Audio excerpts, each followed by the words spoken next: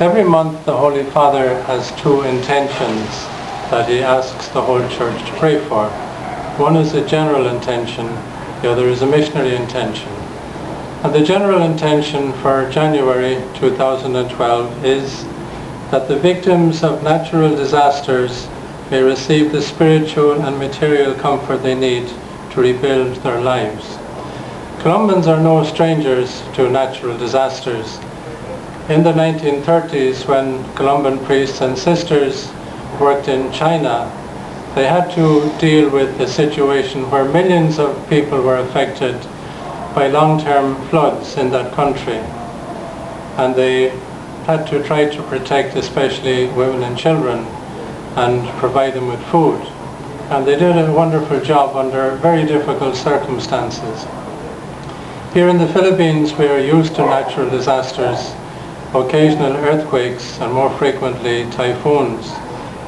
And the most recent tropical storm was Sendong, or Washi to give it its international name, that hit two cities that had never been hit before by a typhoon or a storm of that kind, Cagayan de Oro and Iligan City. Both places are very familiar to Colombans because we had parishes in those cities and in the provinces in which they are located for many, many years, and still have one parish in Agusan, Cagayan de Oro, the parish of the Holy Rosary. And maybe up to 3,000 people lost their lives just a week before Christmas, when Tropical Storm Sendong traveled in a path that storms had never traveled in before. And many, many people were swept out to sea, many homes were destroyed, and many others had to evacuate their homes and flee for safety. And the Colombian parish in Cagayan de Oro took in 25 displaced families and have been taking care of them. Some Colombian visitors, including two of our seminarians from China, were involved in that work. And just last night I received a text message from a friend of mine who lives in Llano del Norte, whom I've known for many, many years, and whose father was murdered when he was a small child. And he texted me to tell me that his daughter and her family had been caught in the storm and the floods in Iligan City, but they managed to get up on the roof of their house and were saved, and are now at home with their parents, with the wife's parents. And he mentioned that they were taking care especially of the children so that they would forget the trauma.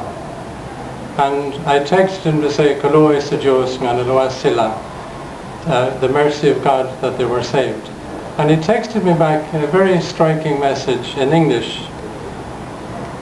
He said, "Yes, God is good all the time. All the time God is good."